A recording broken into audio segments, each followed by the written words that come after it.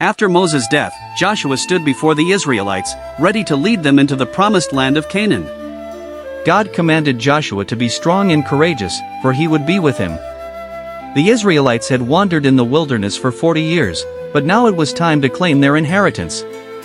Joshua sent spies to Jericho, who reported on the city's strength and the fear that gripped its people. But Joshua trusted God's promise and instructed the priests to carry the Ark of the Covenant around the city. For 6 days, they marched, and on the 7th day, the walls of Jericho fell.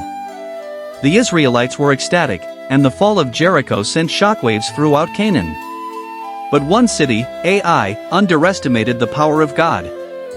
They suffered defeat due to Achan's disobedience. After Achan was dealt with, the Israelites regrouped and conquered Ai.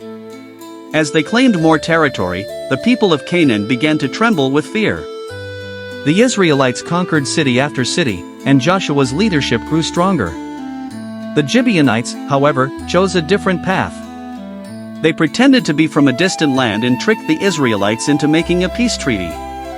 Joshua honored the treaty, but the Gibeonites' deception would later lead to conflict. The Amorite kings, fearing the Israelites' power, launched a massive attack on Gibeon.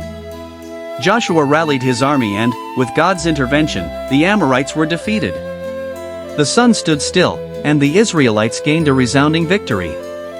As the Israelites claimed more territory, they assembled at Shechem for a covenant renewal ceremony.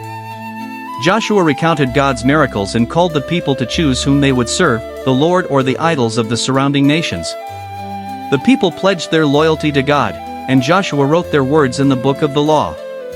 Joshua's final words to the Israelites were, "You know with all your heart and soul that not one of all the good promises the Lord your God gave you has failed."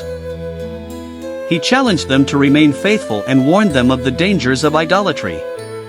The story of Canaan land is one of God's faithfulness and provision. It's a reminder that our journeys of faith may have twists and turns, but God's promises are sure. The Israelites faced challenges and uncertainties, but God was with them, guiding them to their inheritance. As we reflect on the conquest of Canaan, we're reminded that our own journeys are not without challenges. But we can trust God's promise. He will be with us, guide us, and bring us into our own place of rest and abundance. And that's the story of Canaan land.